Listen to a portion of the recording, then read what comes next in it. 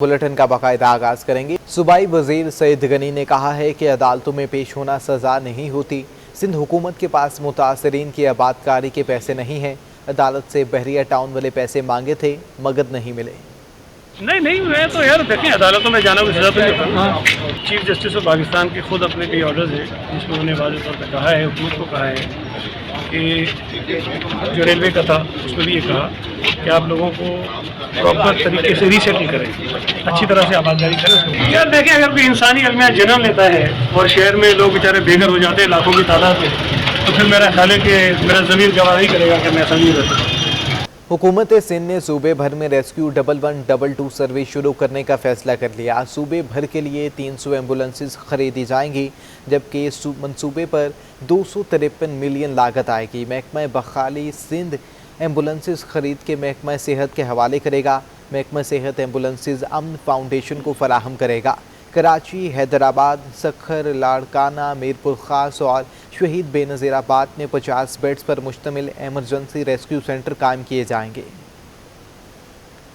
Sindh assembly में opposition की हंगामा हराई के दौरान नए बल्दियाती निज़ाम का तरमीमी बिल मंजूर कर लिया गया।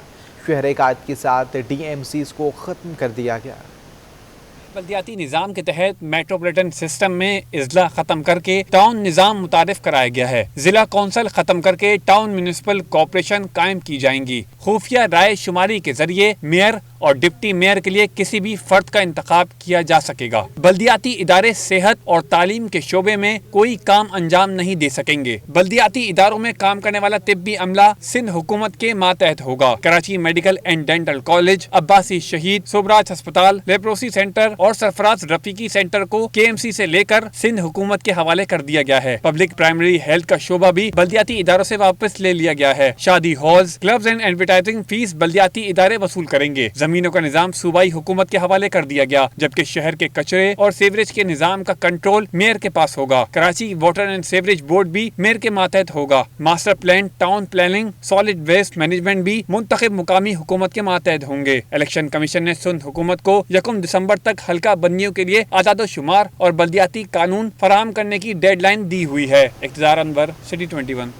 बिल मुत्तफिका तौर पर मंजूर हुआ। ऐवान में किसी ने बिल की मुखालफत नहीं की।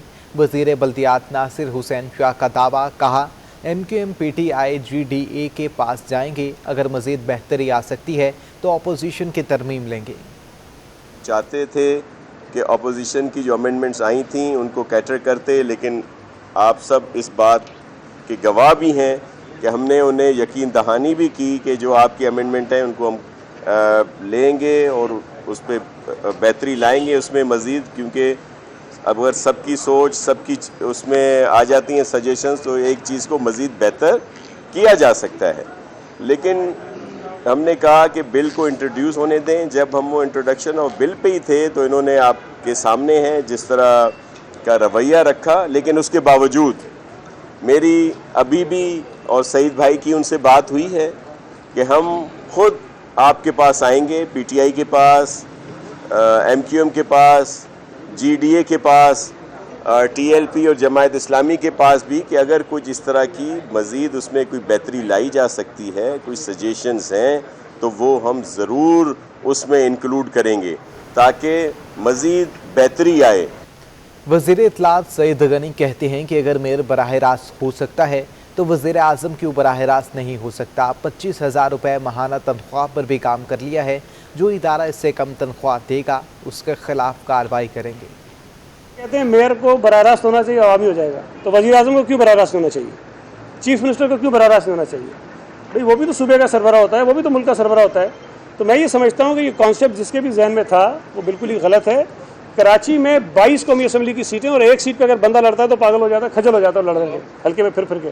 और आप उसको कह रहे हैं कि 22 कौमी असम्बली के हल्कों पर एक आदमी इलेक्शन लड़े, पूरे शहर से वोट ले, ये इम्पॉसिबल है, प्रैक्टिकली मुमकिन नहीं है। हमारी डेमोक्रेटिक शायद जो शऊर है लोगों का बहुत बढ़ जाए, पार्टीज मजबूत हो जाएं, फिर जाके कभी होगा। फिलहाल ये मुमकिन ही नहीं है। जिन्होंने जहाँ रखा है वहाँ शहर देख लीजिएगा होता क्या। शहर में सर्कुलर रेलवे का बाकायदा आगाज कब होगा मौमा बन गया। गुलशन में 13D के मकाम पर अंडरपास की तामीर का आगाज़ किया गया है। गुलशन इकबाल 13D में सर्कुलर रेलवे ट्रैक की हालत इंतहाई अबतर है, जहां जगह जगह इंक्रूजमेंट और झाड़ियां जगह घिर चुकी हैं। इंतज़ामिया की जानिब से सर्कुलर रेलवे के लिए अंडरपास की तामीर का काम शुरू कर दिया गया है, जो 1 साल में मुकम्मल कर लिया जाएगा। ताहम अंडरपास बनने के बाद सर्कुलर रेलवे के ट्रैक को कैसे बहाल किया जाएगा, ये ताहाल एक मौमा है। हसन स्क्वायर से नीपा चुरंगी तक ट्रैक पर कहीं इमारतें, कहीं झुग्गियाँ तामीर हो चुकी हैं।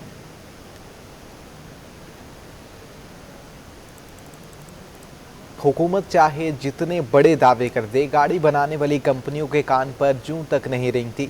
नई गाड़ी की डिलीवरी 3 माह में देने की पाबंदी को हवा में उड़ा दिया। हुकूमत ने आवाम को रिलीफ पहुंचाने के लिए छोटी गाड़ियों की कीमतों में कमी तो की, मगर गाड़ी बनाने वाली कंपनियों ने आवाम को रिलीफ ना पहुंचाया। All Pakistan motor dealer association के चेयरमैन HM शहजाद कहते हैं, हुकूमत ने कंपनियों को गाड़ी की कीमत मजीद ना बढ़ाने का पाबंद नहीं किया। पिछले 40 साल के अंदर बदतरीन ये दिन जा रहे हैं कि सिंगल ऐसी कोई गाड़ी नहीं है जो कंपनी प्राइस में हो। हर गाड़ी के ऊपर, चाहे टोयोटा हो, होंडा हो, सुजुकी हो, इवन जो नई गाड़ियां कुछ आई हैं उनके ऊपर भी ब्लैक मार्केट उरूज पर है। HM शहजाद का कहना है, मुशीर खजाना की तरफ से आवाम को दिए गए टैक्स रिलीफ वापस ले लिया जाएगा। देखें, हुकूमत ने 2.5-3 महीने पहले टैक्सेस की रिलीफ दी थी, पब्लिक को गाड़ी मिल जाए, लेकिन अभी वो टाइम ही नहीं आया, पब्लिक को गाड़ी नहीं मिली, कीमतें बढ़ा दी गई हैं और एक बहुत बड़ा अमाउंट बढ़ाया है। सार्फिन का कहना है, हम गाड़ी तो बुक कर लेते हैं, मगर कई माह गुजर जाने के बाद भी कंपनियां गाड़ी नहीं देती। मैंने कल्टस बुक करवाई थी आज से तकरीबन कोई 3 महीने पहले, और स्टिल जो है वो मुझे अभी तक उसकी डिलीवरी नहीं मिल सकी। पहले इन्होंने मुझे कहा कि जी हमने बुकिंग जो है वो बंद कर दी है, फिर किसी दूसरे सोर्स से कहलवाने के बाद खैर इन्होंने मेरी गाड़ी बुक कर दी, लेकिन 3 महीने गुजर गए, अभी तक मुझे जो है वो इसकी डिलीवरी नहीं मिल सकी। गाड़ियों की पार्ट्स की मद में सालाना $1 अरब 60 लाख और नई गाड़ी की इंपोर्ट में $2 अरब मुल्क से बैरून मुल्क भेज दिए जाते हैं। कैमरामैन मुताहिर हुसैन के हमरा अयाज राना, सिटी 21। सिंध में गैस बहरान संगीन हो गया। सिंध और बलोचिस्तान में तमाम नॉन एक्सपोर्ट जर्नल इंडस्ट्रीज़ के निजी बिजली घरों को गैस सप्लाई फौरी गैर मुआयना मुद्दत के लिए बंद करने का फैसला कर लिया गया।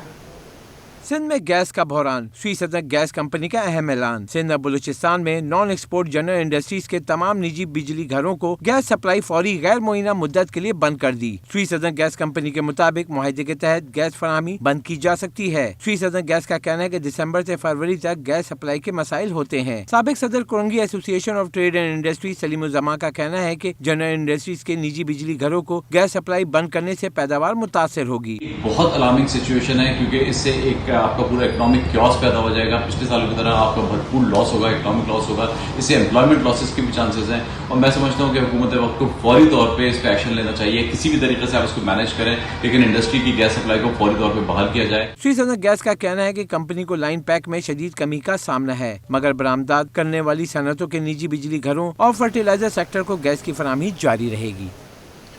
मुशीर खजाना शौकत तरीन का कहना है कि मिनी बजट की कोई बात नहीं है, ना ही कोई नया टैक्स लगाया जा रहा है। साथ ही डॉलर पर सट्टा खेलने वालों को भी खबरदार कर दिया। कहते हैं कि डॉलर की कदर में कमी से नुकसान उठाना होगा।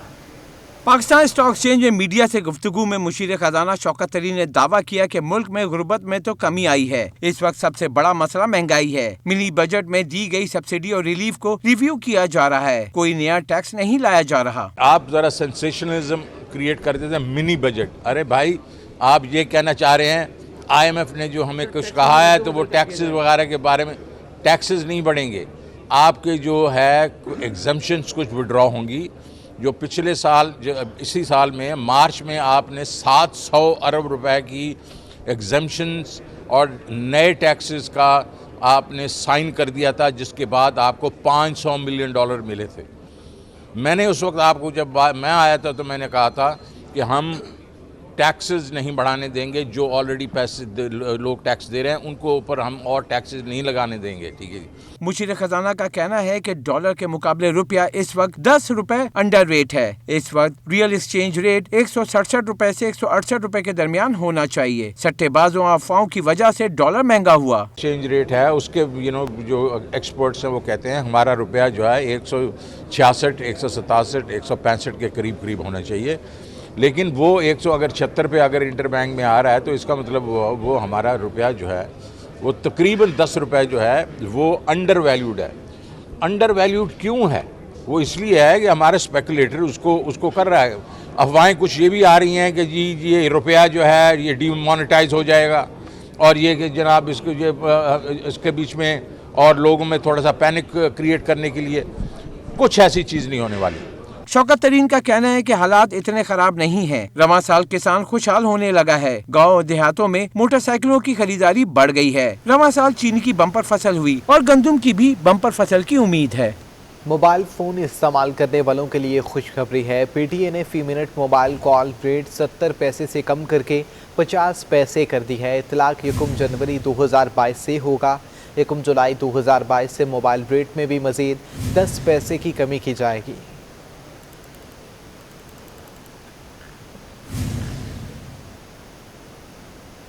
ज़ियाउद्दीन यूनिवर्सिटी के शोबाए दंदान साजी ने पाकिस्तान में पहली मरतबा वर्चुअल रियलिटी डेंटल सिमुलेटर मुतारिफ करवा दी है। पाकिस्तान में पहली बार किसी यूनिवर्सिटी में 3D वर्चुअल डेंटल सिमुलेटर्स आए हैं। इसमें स्टूडेंट्स को वो तालीम दी जाएगी जो आम तौर से मुहैया नहीं थी। ये सब डिजिटल है और ये सब 3D है। और हमारा जो मौक़िफ़ है वो ये है कि वर्ल्ड क्लास डेंटिस्ट प्रोड्यूस करें जो बाहर जाके काम कर सकें और जिनके एग्ज़ाम पास करने में आसानी हो, यानी एक्सपोर्टेबल मैन पावर हम बनाएं ताकि पाकिस्तान का नाम दुनिया में रोशन हो in education. Karachi cricket association के साबिक सदर प्रोफेसर एजाज अहमद फारूकी का कहना है कि पीसीबी का डोमेस्टिक क्रिकेट का ढांचा कामयाब नहीं है। कराची की क्लब क्रिकेट को नुकसान पहुंच रहा है।